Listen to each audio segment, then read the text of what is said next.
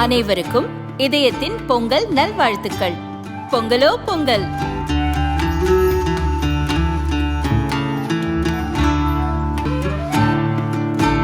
அனைவருக்கும் இதயம் மந்த்ராவின் பொங்கல் தின நல்வாழ்த்துக்கள்.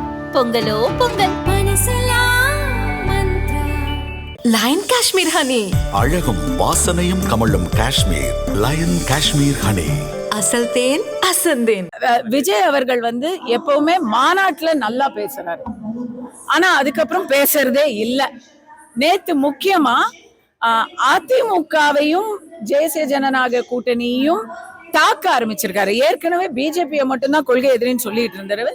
நேத்துக்கு மறைமுகமா பேர் சொல்லாம தாக்குனாலும் ஊழல் கட்சி அப்படின்னு எல்லாம் நேத்து பேசியிருக்கிறாரு.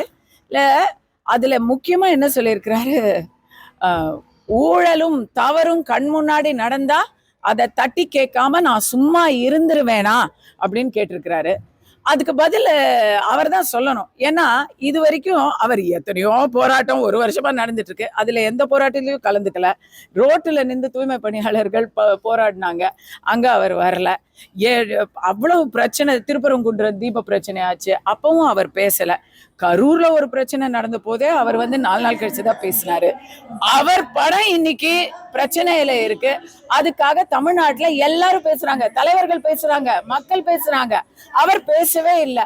அப்போ ஒருவேளை அது தப்பு இல்லைன்னு சொல்றாரா, அது சரியா நடக்குதுன்னு அவர் ஒப்புதல் வாக்குமூலம் கொடுக்குறாரா? ஏன்னா அவர் கட்சியில சில தொண்டர்கள் மட்டும் அதை ஆளுங்கட்சி சதி அப்படின்னு எல்லாம் சொல்லிக்கிட்டு இருக்காங்கல்ல, இவர் பேசல. அப்போ தப்பு நடக்கும் பொழுது தட்டி கடுக்காம சும்மா இருப்பனான்னு கேட்கிறவர் எல்லா விஷயத்திலும் சும்மா தானே இது வரைக்கும் இருக்கிறாரு.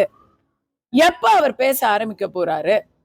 இந்த கேள்வி மக்கள் கேக்குறாங்க. என்ன இங்க சொன்னாங்க, நான் சொல்லிட்டேன் அப்படின்னு அவர் சொல்றதுக்கு காரணம் அப்பா உணர்வு. அப்பாவுக்கு மகனுக்கான உணர்வு. பாவம், தந்தை மகனுக்கு காற்றும் உதவி அவையிருப்ப முந்தி இருப்ப செயல் இல்லையா?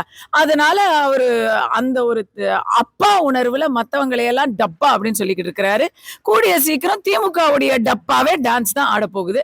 அதனால இதை பத்தி பேசுறதுக்கு இன்னும் அதிகமா தேவையில்லைன்னு நினைக்கிறேன். ஸோ இந்த இந்தியை எந்த வகையிலும் நாங்க உள்ள விட மாட்டோம் அப்படின்னு சொல்றவங்க யாருன்னு பாத்தீங்கன்னா, அவங்க ஸ்கூல்ஸ்லாம் நடத்துறாங்க, காலேஜஸ்லாம் நடத்துறாங்க. அங்க என்ன தேர்வு? கட்டாயமா அங்க இந்தி கத்து கொடுக்கப்படுது. முதல்ல அங்க ஒழிச்சிருட்டுமே, இந்தியை எங்கேயும் விட மாட்டேன்னு சொன்னாங்கல்ல, அப்ப அவங்க நடத்துற ஸ்கூல்ல எதுக்கு அந்த இந்தியை விட்டுருக்காங்க? முதல்ல அதை எடுக்க சொல்லுங்க. எடுக்க மாட்டாங்க. அப்புறம் ஃபீஸ் எப்படி வாங்குறது? லைசன்ஸ் போனா அவங்களுடைய கடை எப்படி கட்டுறது? இன்னும் சொல்ல போனா அவங்க இந்தியா விடமாட்டோம்னு சொல்றது, அவங்க நடத்துற ஸ்கூல்ல ஃபீஸ் வாங்கி எல்லா பிள்ளைகளும் காசு கொடுத்து இந்தியா கத்துக்கணும், இலவசமா யாருக்கும் அந்த வாய்ப்பு கிடைக்கூடாதுன்னு நினைக்கிறது தான். இதையும் சொல்றேன், நான் இந்தி திணிப்புக்கு முழு எதிரி. என்னை பொறுத்த வரைக்கும் என்னுடைய அடையாளம் தமிழ். நான் இந்திக்கு எதிரி கிடையாது, இந்தி திணிப்புக்கு முழு எதிரி. ஆனா அதே போல மொழி ஒன்ன வரக்கூடாதுன்னு சொல்றதும் ஒரு விதமான தீவிரவாதம் தான். அதுவும் ஒரு மொழி தீவிரவாதம் தான். விருப்பப்பட்டு நாங்க இன்னொரு மொழி கத்துக்கிறோம் அப்படின்னு சொன்னா அத கூடாதுன்னு சொல்றது, மக்கள் எல்லாரும் இப்படியே. இதுக்கும் அவங்க சொல்ற இன்னொரு கொள்கைக்கும் என்னங்க வித்தியாசம்? 1000 ஆண்டுகளை எங்களை படிக்க விடல, இன்னைக்கு அதனால நாங்க பழி தீக்கிறோம்னு ஒரு சமூகத்தை பத்தி சொல்றாங்கல்ல. இப்ப நீங்க இந்திய படிக்க கூடாதுன்னு சொல்றீங்க. அப்ப இதுக்கும் அதுக்கும் என்ன வித்தியாசம்? அது அப்ப நீங்க சொன்னதும் போய், இப்ப நீங்க சொல்றதும் போய். இந்த முறை எதை கொண்டு வருவார்னு நினைக்கிறேன்? இல்ல, அவர் கோழி முட்டை கூட கொண்டு வந்திருக்கிறாரு இல்லையா? இந்த வாட்டி சிம்பாலிக்கா கோழி முட்டை கொண்டு வந்தாருன்னா அது ரொம்ப சரியா இருக்கும். அவங்க கூட்டணிக்கு இந்த வாட்டி ஏறக்குறைய அதுதான். இல்லைன்னா மண்ணு கொண்டு வரலாம், ஏன்னா மண்ணை தான் கவ போறாங்க.